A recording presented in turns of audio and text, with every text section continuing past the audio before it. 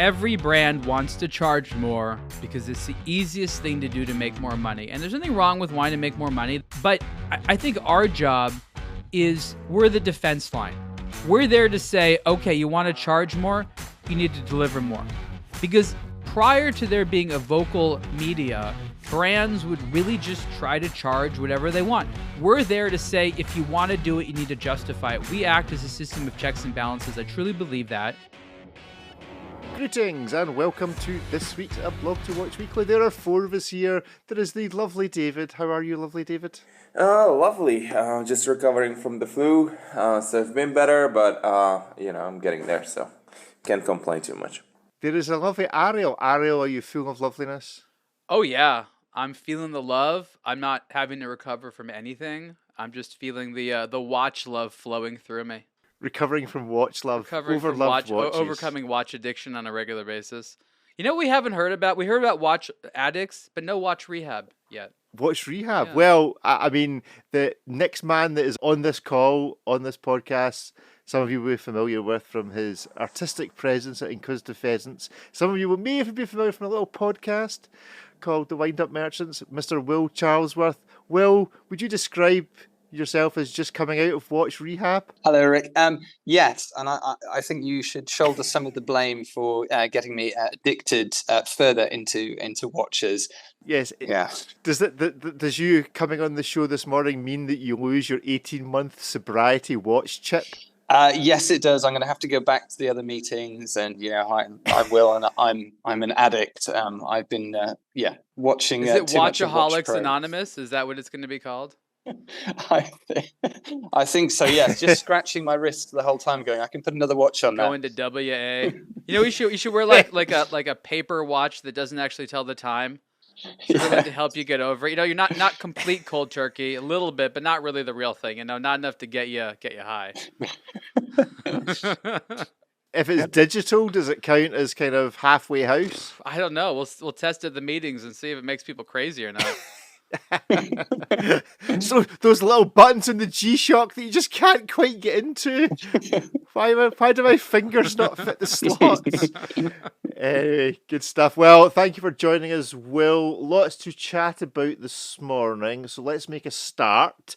Ariel, you have an article out. Ariel's thoughts, the thinking of Ariel, evolved collaborations and a new era of success for the watch industry. Collaborations is something we talk quite a lot about on the show, and from time to time we have been known to maybe critique them slightly. One recently, Tag Heuer, Rolling Blazers, Bamford springs to mind. But Ariel, you've tried to put some science and psychology onto what's actually going here. Why don't you give us an overview of your theory? Yeah, so here's what happens. The watch industry is susceptible to all things trend and trendy. And what ends up happening is there'll be something that's cool, and then all of a sudden 2 years later, that same term or concept has been copied in so many different ways. Not only you're not really sure what was cool to begin with, but you're not even sure if most of this stuff is cool now. And I think what happens is we need to step back a little bit and take a look at why collaborations are a thing, and more importantly, under what circumstances are they done well. I've been interviewing a lot of people that do collaborations properly. Recently, I was talking to Max Booster of MB&F and Edward Malon of H. Moser & C, who have collaborated together. And I said, guys, what, in your opinion, I mean, their standards are very high, should be the bar for any collaboration? They said something interesting. They said each side should offer something that the other side does not have or could not do by themselves. The sum has to be something that either side could not do by themselves. And for me, that was sort of a very good general rule. And I think that many collaborations, I'd like to hear your guys' thoughts, just on that level alone, you're like, one or more of the parties didn't have to be part of this for it to be the thing that it was. And I think that that's sort of the greatest way of looking at it. So I sort of talk about what collaborations are, some of the successful ways of doing them, some of the bad ways. But the more important thing is to allow the industry to ask itself, how can I make sure this keeps going in the right direction? Because we all agree that collaboration watches can be awesome, but we don't want it to be ruined. And I also get sick of the sort of cry wolf syndrome the industry has, where it just takes a trendy term and it just applies it to whatever it wants. My first favorite one when I just got started doing a blog to read back in the day was extreme. The watch industry loved the word extreme. Even better if it started with the letter X. And it took this from the car industry and the tech industry and whatever. It was hilarious to me how many things had to be extreme. And I noticed then that these are some trendy bastards, and without us telling them, guys, stop it, they just won't. Zenith, we're looking at you. Ariel, then, what's a good example of a bad collaboration? Well, and a good example of a good collaboration. Look, name and shame. A bad collaboration, I think, is when someone is just sort of butting into the party, right? You're like, this was a great watch. Without this extra added element, why did they ruin it? And people can sort of make up their own mind for which watches those are. But I think we oftentimes see things where like, so-and-so didn't need to be here. They just buttered their way in this party, and just because they have like a rich daddy or something, they're now taken seriously. We don't want we don't want them to have anything to do with this event. And those, again, I'm being, trying to be playful here, but that's the idea when you don't really feel like someone was there other than for a marketing purpose or to sort of hope that there's another audience. There has to be something with the technique, the art, the manufacture, the materials. There has to be something extra there. One person has to contribute manufacturing, maybe another design, maybe another the way that it's communicated or marketed. But these are the ways that they can be done well. David, what do you think? Is this a good summary of where collaborations go well and go badly? I think that was an excellent summary. You just made me think with your question regarding bad collaborations, and yeah, I think it's exactly that. When brands just try and reach a different audience, and they're like, that guy or whoever has this and that audience that we want to reach, and so let's do a collab with those. I think those are some of the worst, collaborations, and that's just the worst recipe that you can have, because those people usually tend not to bring too much to the table when it comes to that, and sometimes they don't understand watch design, or they have this not very highly developed taste, and yet sometimes they can have a certain amount of leverage when it comes to landing the design, and so on the other end of the spectrum, of course, there are these like Moser and MB&F, like two highly technical, but also design-wise very experienced companies. And when they work together, magic happens. So it's, I think, it's like the world of watches in general. There are some good and some bad ones out there for sure. So are we distinguishing then between collaborations between watch brands producing something versus collaborations between a watch brand and like a fashion company, or it's all the same? Is it all the same? Oh yeah, both sides have to add something. But MB&F and Moser could have, MB&F could have sat down and gone, oh, see what Moser have done over there? We could do that and just do it themselves. Like, they're technical geniuses enough to figure out how to do what Moser done, and vice versa. But the question is, they actually didn't, because Moser does a lot of the manufacturing, so they didn't have to do it. And I think that it's a failing argument. I understand it, but I think it's a failing argument who says, well, it doesn't violate the laws of physics for them to do it. Well, that doesn't mean they would have done it, right? Like, that means technically they could have, and anyone technically could have. Let's say there's a great designer who goes and designs a brand new watch for H. Moser & C. Yes, H. Moser & C made it, but they didn't have the design, the inspiration, the tenacity. Without that designer, that never would have been made. And so I think that the argument is, who wanted this to be a watch? Was it a design that a new creative mind had to come in, or was it something that MB&F wanted all along, and they just really wanted to slap the H. Moser & C name on it? And I think we know the answer is that both sides added something that the other side didn't think about. Will violate the laws of physics for us. You're both a creative and a legal eagle, so you must know the difference between just where the line is drawn. Yeah. What do you think? I was looking at this and thinking about watch collabs, and for me, I think a watch should ideally, not taking myself too seriously, express or reflect something of your personality, and I think a good collaboration can add to that. Life gets very serious very quickly, and I think Good examples of collabs are probably the more well-known ones anyway. The Omega Snoopy collaboration. I think I agree with what Ariel was saying in terms of, I think a collaboration, it has to add something. Everybody has to bring something to the table. Otherwise, I think most people, I would hope, would cynically see through something which is basically just slap a Supreme sticker onto things. I mean, I remember the first example of a collab that I really liked when I was younger was it was a swatch, and it was Jean-Michel Jarre, the French music artist, and it was the swatch. I think it was musical in '93, which, if you pushed a button, would play a small clip of from his Oxygen album. And I just remember thinking that's absolutely amazing, and that's exactly what Swatch does perfectly, because Swatch is all about artistic expression and collaborating with artists, and I think that works really well, and it's seamless. And I think if you didn't have that, I think Swatch would lose a lot from it. Can I make a distinction here? Sure. I think what you're saying, again, I don't disagree with it, but I think there's a distinction between a themed watch and a collaboration. Any company can choose to make a watch in a particular theme, like Snoopy. Like Snoopy and Peanuts didn't have a creative involvement in the watch, right? That was all Omega. They were like, we're taking this theme, we're incorporating it. But for me, again, we understand that Snoopy is not real. That's why I don't have one. If they had, I mean, Peanuts, come on, they should have asked them.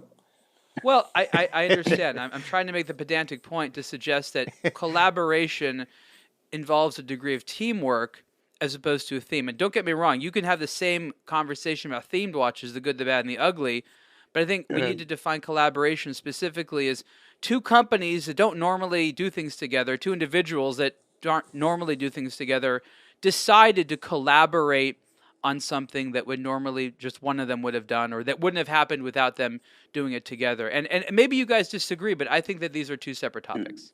So would that be something, or am I completely on the wrong track here? The Breitling-Bentley collaboration, or the kind of joint branding on that. We never talk about Breitling. Bentleys. It's just we choose to forget about that time. No, for me, Will, I don't know at all. I really actually like don't know, because I don't know what Bentley's contribution to it was, right? Like, if they're like, Breitling, you got to make this, then yeah. But if it was just Breitling saying, okay, guys, we got these amazing ideas for watches. What do you think, Bentley? And they're like, yeah, whatever, do it. Like, that's not a collaboration. That's a theme. So we need to know more about how those are made. But my guess, it was a bit more themed than collaborative. We know that Hublot with Ferrari was a little bit different. We actually had Ferrari design one of those Hublots. I remember David really, really liked it. That felt like a collaboration. Yes, even though that Hublot tech frame was a very cool design, it was unwearable. So it was typically the sort of thing like people at Ferrari sat down. Like a Ferrari and looking sure. nice but not being drivable. Yeah, I think it was on brand then. It was on brand. Well, we have two watches that are reviewed this week that are both collaborations to some extent. So let's see how they fit into the analysis. Okay. So Raymond Weil X I have no idea, but Basquiat? I think it's Basquiat. Yes. Basquiat TM. It always just means more when there's a wee TM there. Basquiat Freelancer Special Edition watch. So how does this stack up in the collaboration v theme v let's just try to make as much money as we can? I think it's a themed watch. Unless I'm wrong, I didn't look into it that much. I'm so sorry, but I believe that they took his artwork and they're like, how can we make it in a pretty way on a watch? I think, of course, it had to be licensed, but I think that he had this established artwork and people took bits and pieces of it and put it on there. It's a cool watch, but in case I'm wrong, I don't think it was actually penned as a collaboration. I agree. No, I think it is themed. I mean, Basquiat's not around anymore, so I don't think he could have. I mean, it's his estate, which is obviously contributing Basquiat to and this. Peanuts and Snoopy, all themes. Exactly. Not real things. I mean, for me, Basquiat is quite interesting from a very geeky point of view. So as you said at the outset, I come at things from a legal point of view because I'm intellectual property lawyer. And actually one of the more well-known cases of intellectual property IP infringement is to do with Basquiat and an NFT that a party sought to create an NFT around the Basquiat artwork, which was extremely controversial because you had the right to destroy the original artwork if you bought the NFT, and the NFT was to help to protect the artwork in perpetuity. The only thing is they didn't quite secure the IP, the rights to actually be able to do that, because although Basquiat is now no longer with us, the rights still exist and are still held by his estate. So from a geeky legal point of view, you have to get your licensing rights correct and get the right permissions in place. So when I saw this watch, I mean, it's really interesting. I mean, the graphics are quite beautiful. It's a little bit Keith Haring style of those type of type of graphics, and it doesn't take itself too seriously. But I mean, I have bigger issues with is it Raymond Weil? Yes. Yeah. It was one of my first watches, the W1, which was beautiful, and in its design, it was just very pure and lovely, and absolutely loved it. But recently, I'm not such a fan anyway. But it will find a market, but I don't know. Wait till next year. So are you suggesting that this will then is technically an indestructible watch because you can't destroy anything by Basquiat on it? Yeah, this will. Is that what we're saying? This will survive forever and ever. This will survive forever. Yeah, it would be a shame if forever and ever the only thing that survived was this watch, because it's very nice, but it's not exactly representative of the watch world. I do quite like it though. It David, sort of is though, watch? Isn't it? Actually, yeah. When you think about it, when you drill down in the entire watch world, this is actually the commonality.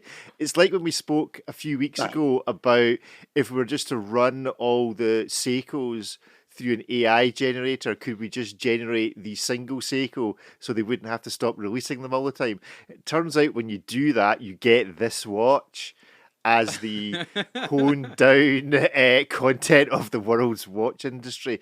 David, what do we actually think about this watch?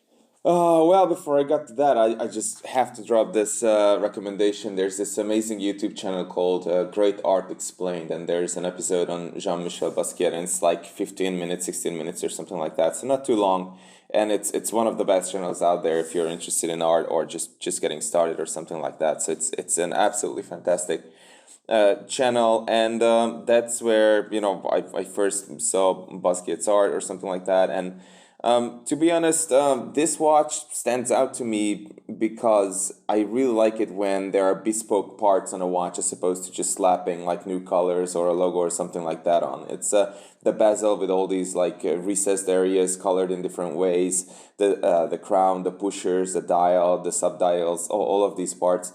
When a brand goes this extra mile and creates these bespoke parts as opposed to just printing something on them, that is something that I can really appreciate. So if I were actually in the market for something like this, it's like $4,500 or so. It's a bit big at like 43.5 millimeters, but it's like a decent chrono. So if I was in the market for this size and for a chronograph at this price point, I would be very tempted to get this. And strangely enough, not because of the Basquiat connection, but because I just like the design, the colors, the connection, and all these unique components on the watch. That is what gets me here. So yeah, cool stuff from Raymond Weil here. Yeah, it's cool looking watch for sure. Right, another one from this week. Let's see how this fits in. The hands-on debut, the Spooktacular. And actually, can I just say thank you to all the watch brands for not overdoing Halloween this year? Because for the last couple of years, it's just been like endless. So the fact that there's just really this one that we've come across on the website so far, I don't know if that means there's a whole load of them about to drop as soon as we finish recording this, but hopefully not. Hands-on debut, the Spooktacular Spinnaker Fleuss. Again, I go to my honourable gentleman for pronunciation. Fleuss Seconde 50 Phantoms. Okay, I think we can call this a collaboration. Yeah. A collaboration also involving a brand that had nothing to do with it. Unwilling collaborator. It's great. So what do we think? Does this Is this a reflection of what a real collaboration is, as you describe it, Ariel? Two parties all I mean, bringing something yeah. and at the same time digging somebody else in the ribs at Blancpain? You know, look, that's sort of the wonder here. Like, if we didn't have within the last few months the Swatch times Blancpain, would this have had the impact? My question is, like, did they have this ready before? Like, did they not know that the Swatch Blancpain, or were they like, guys, we have to come up with something really, really fast? Like, that's actually what I'm wondering. Is like, because it's actually funnier to me if it had nothing to do with it and they had no idea. I Yeah. know that Spinnaker has been making this design for a while, of course, prior to the Swatch and Blancpain thing. And it wasn't a secret that it's inspired by the 50 Fathoms. And I think the joke was probably something that Second came up with. I mean, my understanding is people are like, yeah, we'd like to do a collaboration. And he'll literally just like look through your watches and decide what he wants to do and come up with a suggestion. And I mean, this watch is basically a dad joke, right? It's a pun. Like that's what it Yes. is. And that it's fun. It reminds me of like little video game ghosts or something like that. Which is cool. I guess the question that I was thinking was this was a relatively inexpensive watch in the scheme of mechanical watches, under $500. But then again, I think that if something like this was even more affordable, like maybe $300 or less, there'd be a lot of people that would get on board the whimsical watch, right? Because there's a lot of these, and whimsical watches are either whimsical because of the design or maybe the colors or some type of statement like that, and we're all sort of attracted to it. But I think the market has found there's very few people like willing to put like $8,000 down on a whimsical watch, right? Like a once in a while fun watch. And so I think there's something to be said about brands like Spinnaker and others trying to find that sweet spot where people will be like, yes, I will buy a fun novelty whimsical watch because this price point feels okay for sort of an impulse buy versus I don't know how often I can get away with the old 50 Phantoms. You know what I mean? So that's an interesting question for me. I mean, at $445, what's the price of Swifty Fathoms in dollars? Like the same In pounds, thing. It's Basically the same basically thing. the same price as a plastic watch, but this is funny. Whereas the joke wore off a long time ago It's just sad, on yeah. the Swatch. Will, what do you think? Yeah, my first comment on this, I love this watch. I really love it. I was a little bit cynical at first, but it just completely drew me in. I'm a sucker for Loom, and what they've done with the Loom is absolutely amazing. I think it's the best reference design for the 50 Fathoms. The price point is absolutely brilliant. When I saw the price point, instantly I was just thinking, okay, I need to justify this purchase. I need to do it.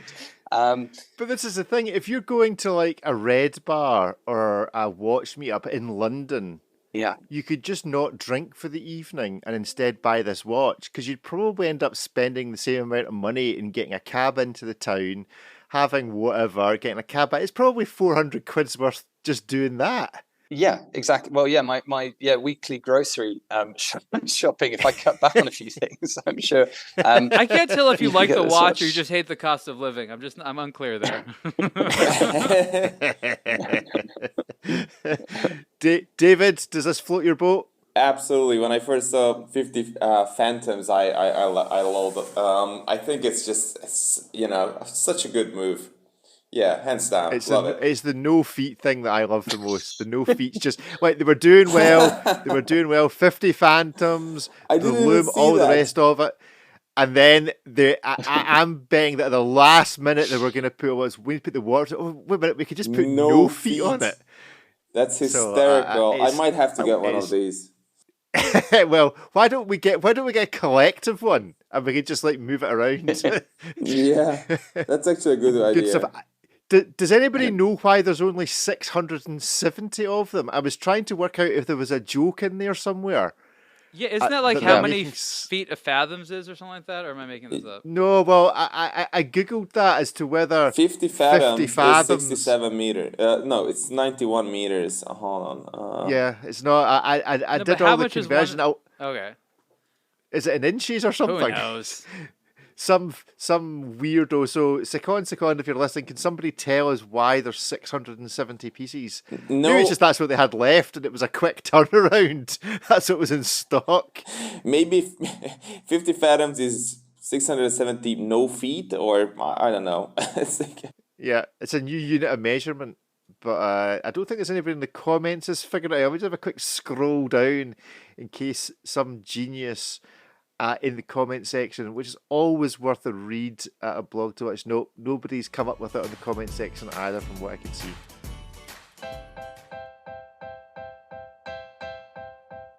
Founded in 2005 by Audemars Piguet, Girard Perregaux and the Richemont Group, the FHH has since focused its mission on the international influence of watchmaking culture and positions the watch as an object of art and culture. FHH Forum, taking place this year on the 8th of November in Geneva, is the industry platform for discussion and debate designed by the industry for the industry, informing, questioning and connecting the leaders of the sector with the aim of shaping the ecosystem of the future.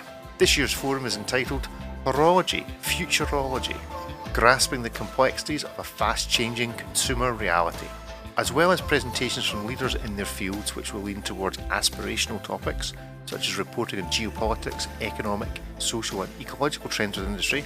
There will also be industry-focused sessions where Deloitte will exclusively unveil the answers to 4 additional questions asked specifically for the FHH Forum to the 6,000 participants of its annual study on the industry. For more information on how to attend the event, please visit the FHH website at hotness.org or tune in to a Blog to Watch Weekly for extensive coverage.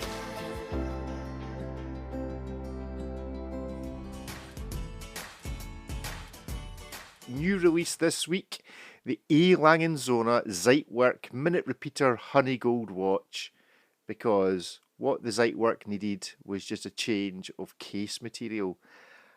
Is the Zeitwerk still the coolest watch ever made? Because it's right up there for me. Will, what do you think?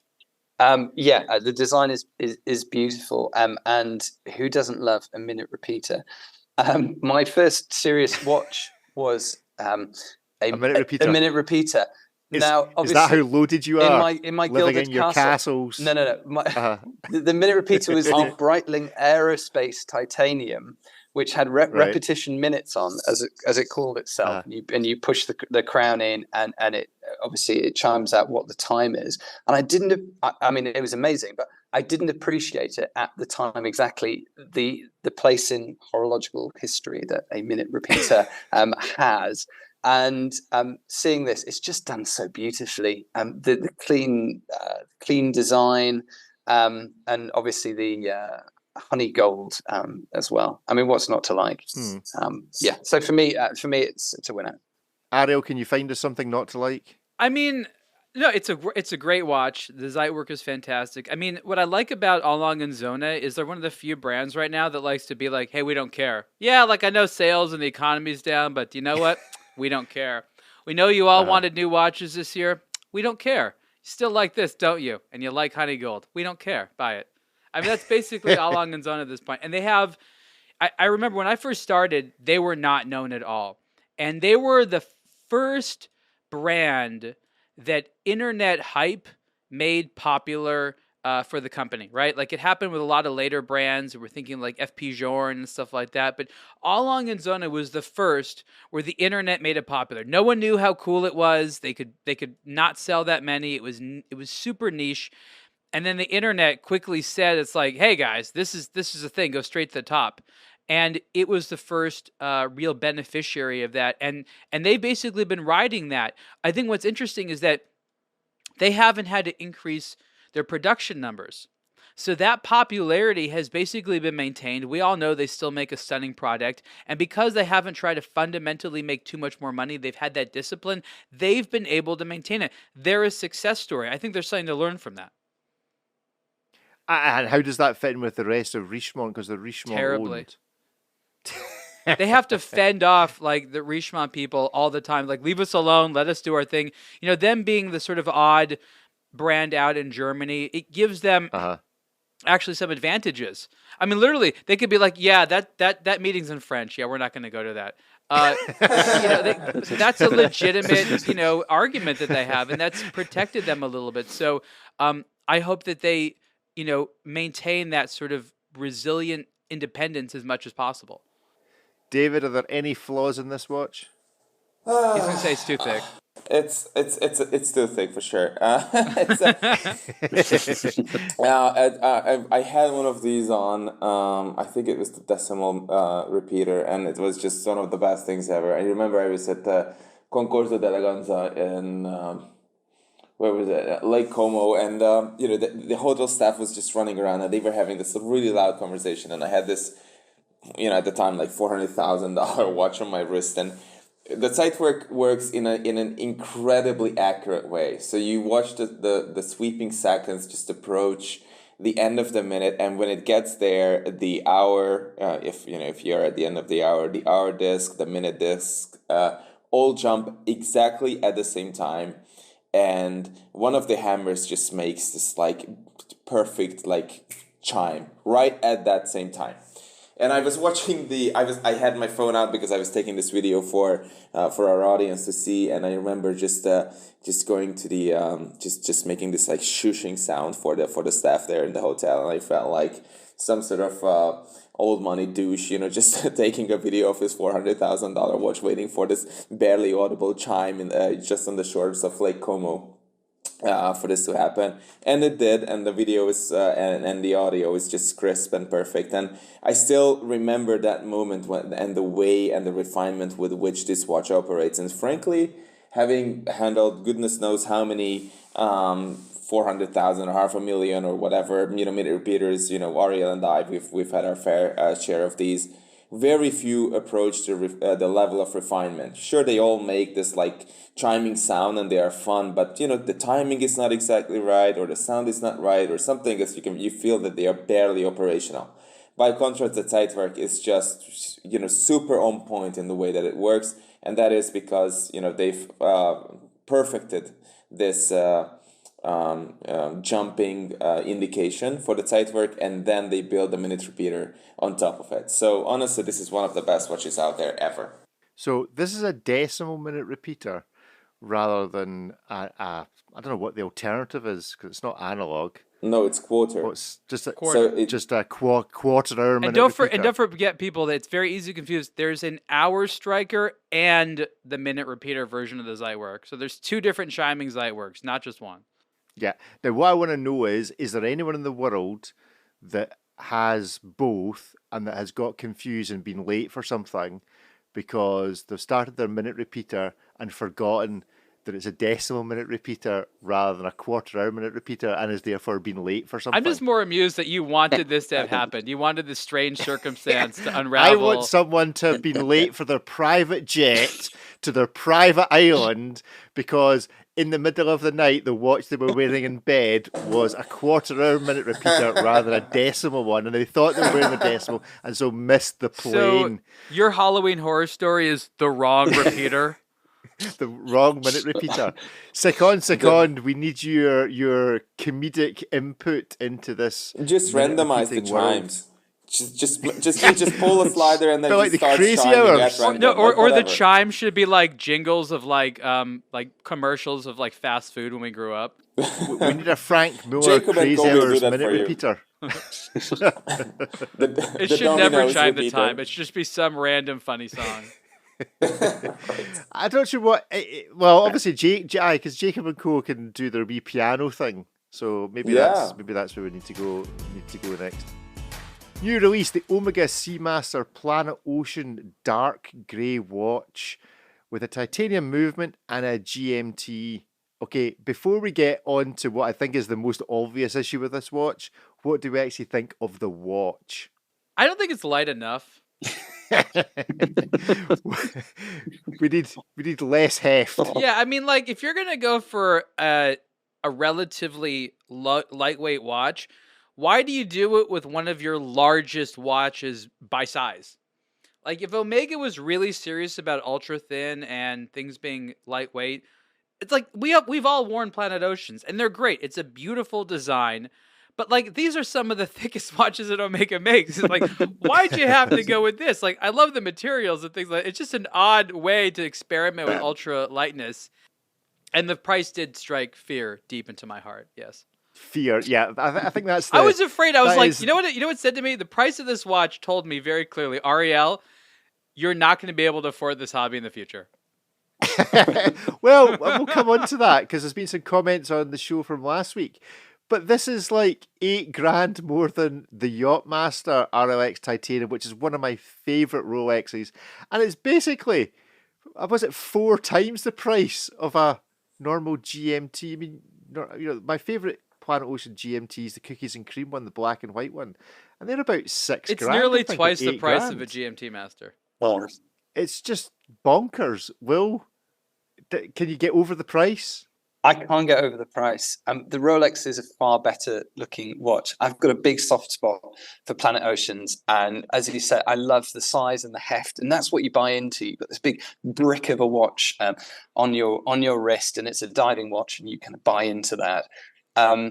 The lightweight nature of the titanium, I mean, I don't know. I think you should feel like you're wearing it, and I think by the end of the day, you should feel weighed down by your watch. So I'm not sure. I think it was probably it's probably an odd choice to turn into titanium. I can see why, because they are very heavy watches, but the nature of it is that's what you want. You want to feel that heft. I just feel when Omega used to do this stuff, it wasn't with.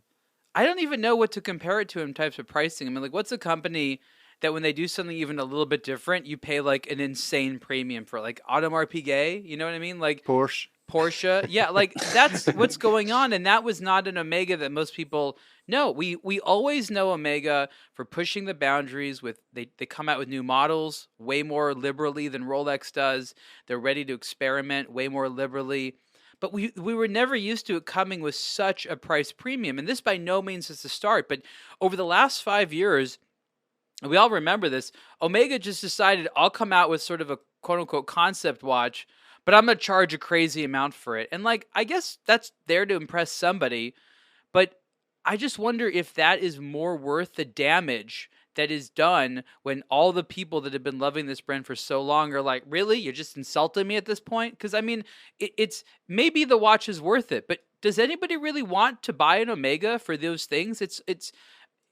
I don't know. I mean, I understand I have a bit of a conservative opinion about it because I became familiar with the brand a while ago, but what is Omega trying to be these days? I'm not sure I know.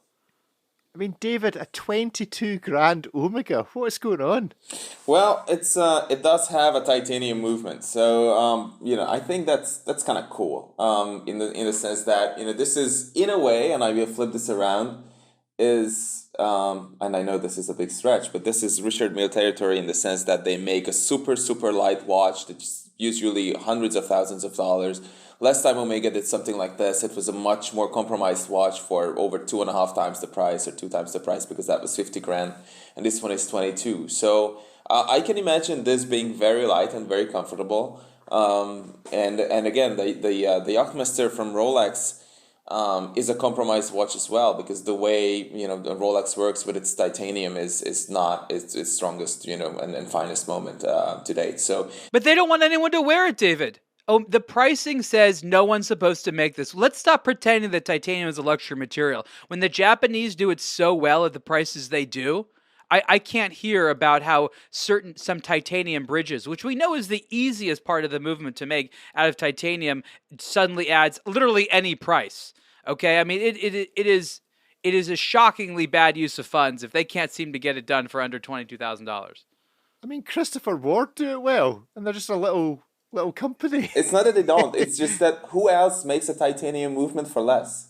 Maybe it never solved anything. You know what I mean? And like, I'm just saying they could look when we know that they could do it. They should make this for people to wear. Hey, everyone, we just made the Planet Ocean experience for everyone lighter weight, enjoy. But that's not how it is. It's for the select few who just have more money than sense. You'll buy a watch you don't care about. Well, that could be the motto of the entire industry, actually. All right. In a way. But Swiss watch industry making you buy stuff you don't want since umpty ump. I saw this very. I think sorry, that's just I just have to add this one thing because I saw this very interesting comment someone make on. I think it was not on our Instagram, but maybe under the article somewhere that who knows, maybe it was under my Grinding Gears article, whatever. Someone said that ever since Swatch owned and operated Omega, Omega has not ever made a watch that was slimmer, that was under 10 millimeters thick. Not even the DeVille, none of them, ever. And I thought that was a very interesting point in a sense that, you know, they put all this effort into like GMT, titanium movement, whatever, and yet they are all still too thick. Like we laughed about when you brought this watch up, Rick, in the first place. So I just wanted to add that. I didn't mean to interrupt anyone. Yeah, I'm just going through the comment section of the article, and there's one in there: 45.5 millimeters, 45.5 millimeters, 17.4 thickness, $22,200. When did Omega give up on life? Yeah, it's quite a good comment It's section. funny, but I don't even know what it means. Well, yeah, I'm just thinking the pricing, is it more nudges from Omega to try and shift itself up a gear in terms of its pricing, in terms of as it's seen as a brand, a bit more not necessarily exclusive, but just more expensive. So you're not thinking, well, I can't get a Rolex, so I'll get an Omega. It then positions itself almost, or it tries to position itself on parity. No one is now going, I can't get a Rolex, I'll just buy an Omega, because the Omegas are now more expensive. Yes. Even though they might be more available. There was comments on last week's show notes, which are probably relevant to this, which we'll delve into now, which was Crazy Joe had commented, and Ariel, you got involved in this, about the increasing premiumization of watches. Is it, Ariel, that we're all just getting old and that's what inflation does? Or is there really a market-changing positioning going on here? There's a lot of things happening. Look, every brand wants to charge more because it's the easiest thing to do to make more money. And there's nothing wrong with wanting to make more money. They need to hire more people. They need to do things like that. I'm not going to claim that wanting to make more money is a bad thing. But I think our job is we're the defense line. We're there to say, okay, you want to charge more? You need to deliver more. Because prior to there being a vocal media, brands would really just try to charge whatever they want. We're there to say, if you want to do it, you need to justify it. We act as a system of checks and balances. I truly believe that, to make it so that when they want to do this, there is some justification for it. And they will do this, still. But we're allowed to say, you know what, more power to you for trying, but it's going to require more than just increasing your prices. And these conversations go to that. And I think that they're very, very important, because a lot of people out there see this and they don't know, like, is this now what it's worth? And Omega and other brands are kind of hoping. They're kind of hoping that the price will be a validator unto itself. And Omega experienced that around the early 2000s when Omega vastly increased prices. There was a lot of things in the market in their favor, and they were able to get away with it. And they were honestly able to increase the brand perception. And they've been hungry to do it more ever since. And I say, Omega, more power to you. If you want to do it, you just have to convince guys like us first. But is that not where the fundamental problem is? There isn't a vocal media now about these things. Well, who are we? Other than us. No, that's other than us. Everybody else is selling these watches. I don't know, are they? I really don't know. You tell me. I don't look around. Everybody else who you would have traditionally have thought was the vocal media now have dealerships with Omega, if you're a store, it's Swatch, very clear what your alliance is. But it's not, because you've got so many of these big media outlets are selling watches. I had a conversation or an exchange of views. Then it's not with media. Nico. Don't call it media. Yes. I don't go agree. into Sears and be like, you guys are great media. Sears doesn't exist anymore. You get the point. I do. And just to point out, we now have a trusted independent watch media since 2007 on the website. Yes. I do still think we should change that to not selling what we speak about since 2007. Should we just say still not selling watches since 2007? Still not selling what I think we should change. Still not selling watches since 2007.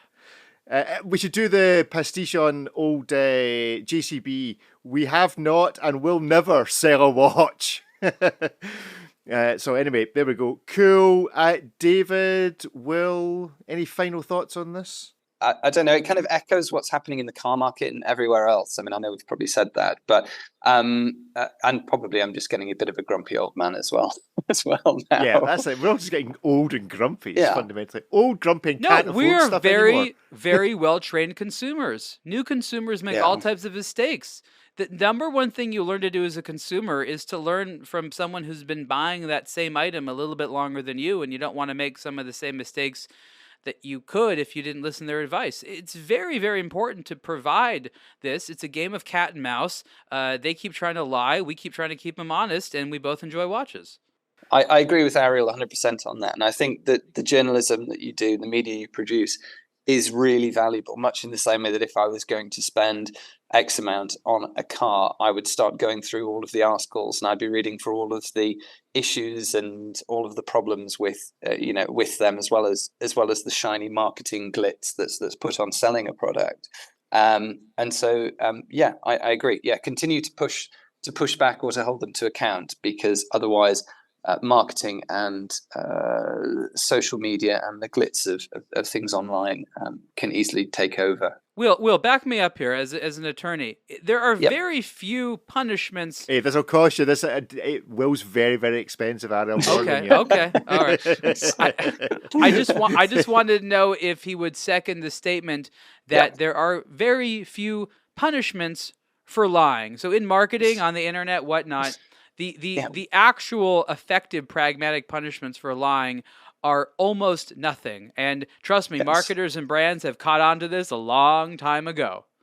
So that's very true. This is the information economy that we live within, and we need to do our best to remain critical, because the alternative is just turning off to everything. You just be like, you know what, I'm not going to listen to any watch media because I don't trust any of it, because it all seems to be hogwash. We don't want that to happen either. Yeah. David, you fancy a rant? No, not on this. I think you guys have beautifully articulated all that I was going to say. So yeah, I'm with you on all of that. So, okay, we're about to play Hit Miss maybe in a Panerai. You can save your rant for that. Yay. First up is a new release from Panerai. Panerai Radiomir Officine PAM 01385 watch. Hit Miss maybe. Oh, go on then, David.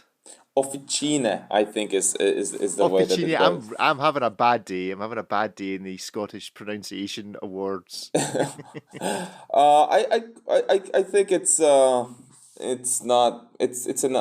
inoffensive Panerai. It is what it is. I think it's just it feels like they've made this a bunch of times before. And I remember like well over 10, maybe like 12 years ago, people used to get like super excited and they used to try and figure out like what either any of these like different design elements would mean. Like, oh, this crown was first and this, and then the sub-dial hand, and the location, and then the text.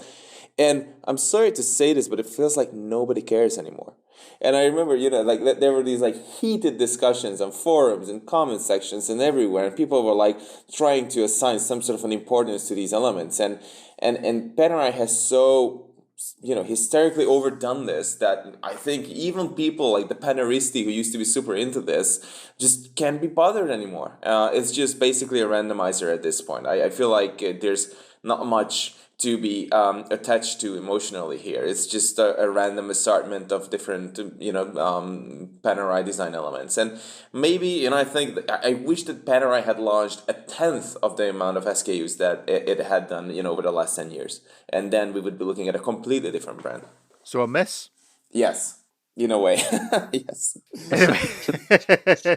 I really don't care, sort of a way. Will, Hit Miss maybe? It's a maybe. Is there anything that really differentiates it from any of the other Panerai? Probably not. But that's the nature of Panerai. Buy it on the internet. Yes. Only difference is you can buy it online. Buy it online. I mean, it hasn't gone crazy expensive for being a special edition, which I have to give some credit to.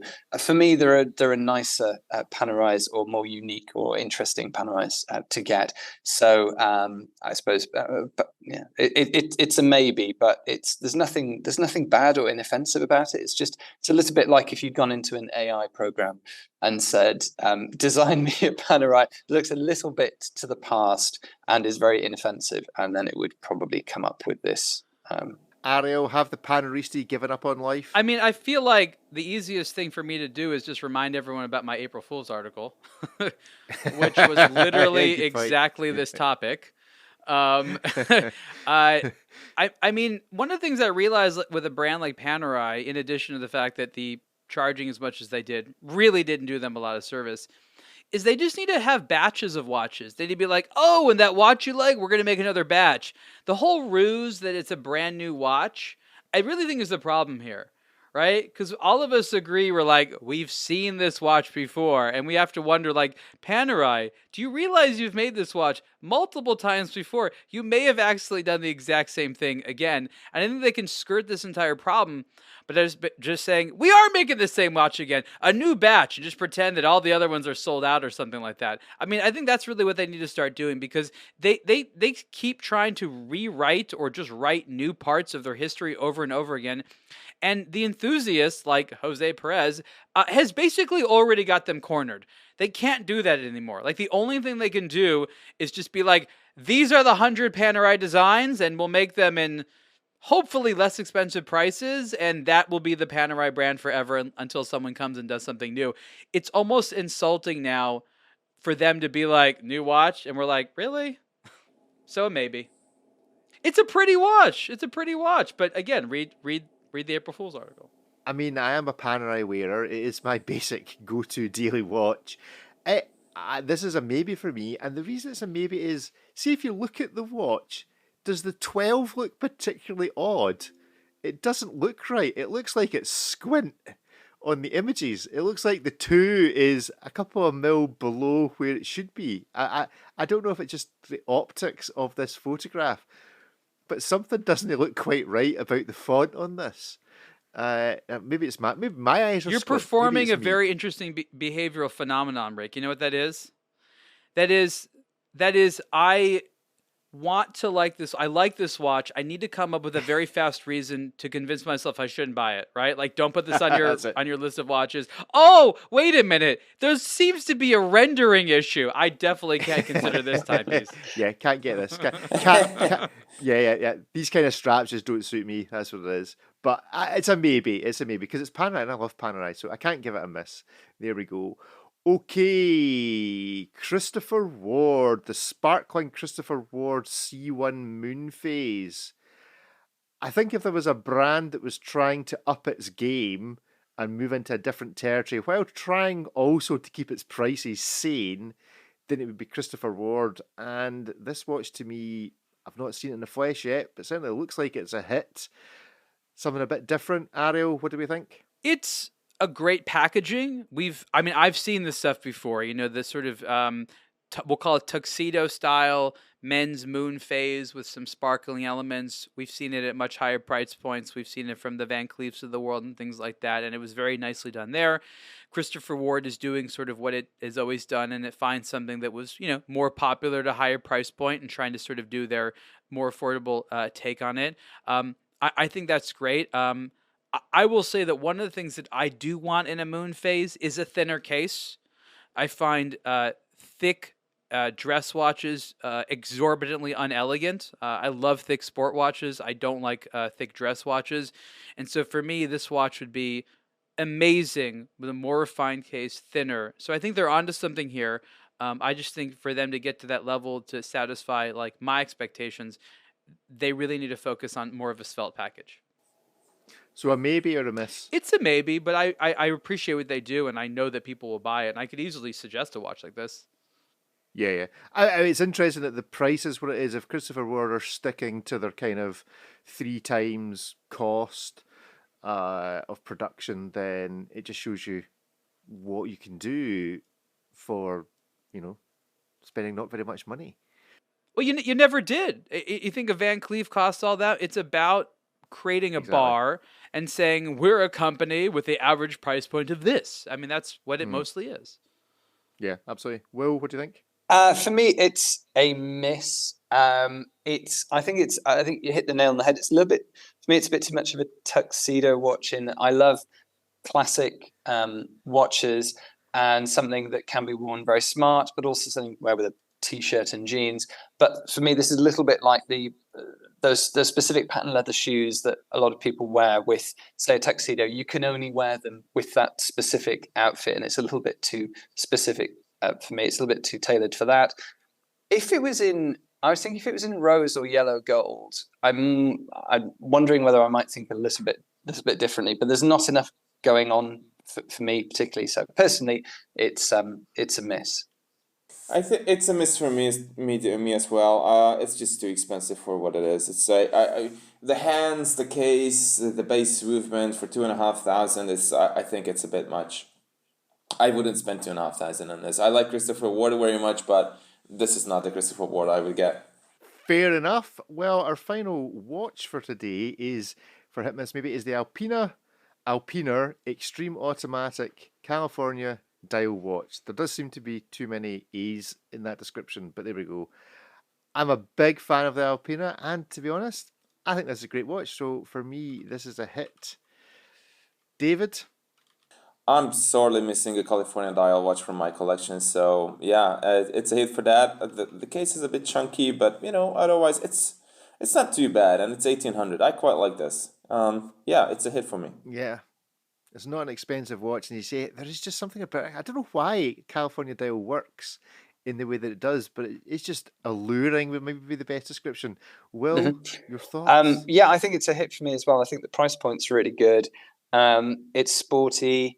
It's reminiscent a bit. I was thinking of a Hublot Classic Fusion, or even a Royal Oak on rubber in the way that the strap interacts with the watch. But yeah, I quite like it. I think if it was any more in terms of price, I'm not so sure how much I would like it. But yeah, I think it's a good watch. A hit for me. The thing that amazes me is that when Alpina first came out with these cases, which I think was like a decade ago, nobody was interested in them. Like, they had the regulators, they had all this interesting stuff. They even had some interesting movements in there, and it just wasn't popular. And I had just assumed that entire sort of watch design was gone from the brand, and that just came back. And what they reported to me is that this case and some other dials of the chronograph are starting to be really good sellers. And I was so fascinated that how for a long time this just was a flop, and now it's sort of working really well. I think we agree that if there's a sort of a modern face to what Alpina needs to look like, because they have their heritage watches as well, they're good. Like, this is a pretty good thing. So for me, this is a hit, and it's just, again, interesting for me that what this is, it required like a round two of this collection for it to hit a stride with consumers. Good stuff. Well, there's lots else going on the website, so go and check it all out. There's some other bits and pieces coming up soon as well. David, you're off to the FHH Forum, and then we have Dubai Watch Week coming up. Why don't you tell us first of all about the forum, David? Yeah, the forum is on November 8th. I look forward to attending that. It's organized by the FHH, that used to be the organizer of Watches and Wonders and SIHH before that, but actually it is a foundation that was set up by Richmond, AP, and Gira Perigo, and its core mission is to spread the word on horology and watchmaking and its culture. And I actually genuinely am looking forward to seeing some sort of an industry operated foundation or organization do that, because it's been very quiet, as they've been clearly and understandably overwhelmed with organizing these major events. And so yeah, the forum is then, we will come back with a report once I attend it. It will be my first FHH forum. I think it's the 10th or 11th that's actually happening. So looking forward to that. Cool. Ariel, you getting your bags ready to be packed for Dubai Watch Week? First, I'll be going back to New York for the 40th anniversary of the G-Shock event with Casio, and then I will be going to Dubai for a long trip. There's going to be at least one special product launch there that's supposed to be a pretty important one, a very novel watch, if I'm to understand correctly, and then a lot of meetings there. This is going to be my understanding is the biggest Dubai Watch Week ever in terms of the amount of people that are coming from around the world. This is an excellent sort of every other year summit that I'm looking forward to. And then there's going to be more things. We already know that there's going to be an LVMH Watch Week in Miami in January. So that'll be a great opportunity to see sort of the new stuff from those brands. So there's already a lot of stuff being lined up. Cool. And Will, what are you up to in the next week other than trying not to spend money on watches?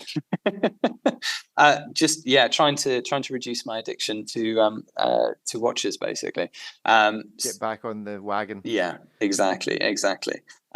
Just absorbing a lot more watch content, particularly. Is my future week, and looking forward to seeing the reports coming out of Dubai Watch Week and other places as well. Because that's all. It's all very good stuff. Good stuff. Why don't you tell the good listener where they can find you on Instagram and check out some of what you do? Oh, thank you. If you go to Inquisitive Pheasants on Instagram, or inquisitivepheasants.com is my website, and I create watercolor characters of animals and occasionally people as well. And it's the fun side of what I really enjoy. I really enjoy doing is creating something that's a little bit unusual, a little bit humorous. It doesn't take itself too seriously, and I try and create as much as I can. As we said, I'm a lawyer otherwise, so that takes up most of my time, and I've got a family as well. But outside of that, I still like to create pictures and drawings, and you can contact me through Instagram. Great stuff. Ariel, where can the good people find you on the internet?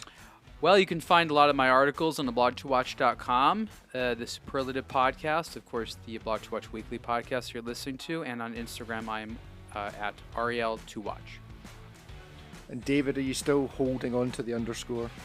Yes, strongly. I'm not giving it. Yeah, so it's aBlogtoW underscore David on Instagram. You have to claw out of my cold, dead hands. Yes.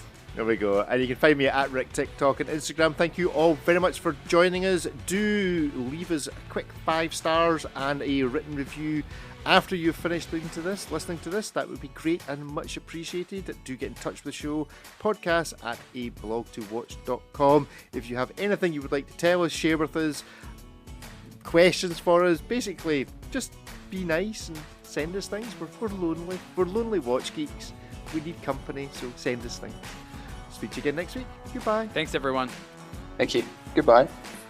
Thanks, everyone. Catch you next week. Bye-bye.